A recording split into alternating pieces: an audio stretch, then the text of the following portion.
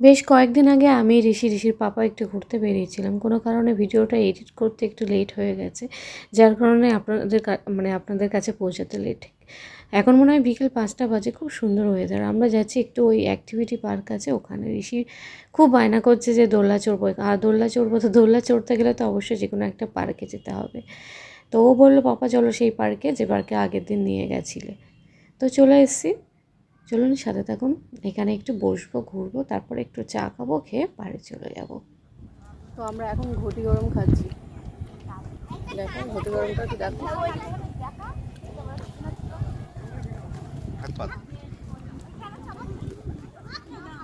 এই মুহূর্তে ঋষি যে পার্কটায় আছে, আমরা প্রথমে ওইটাই ছিলাম, যেটার মধ্যে বড় একটা পুকুর আছে।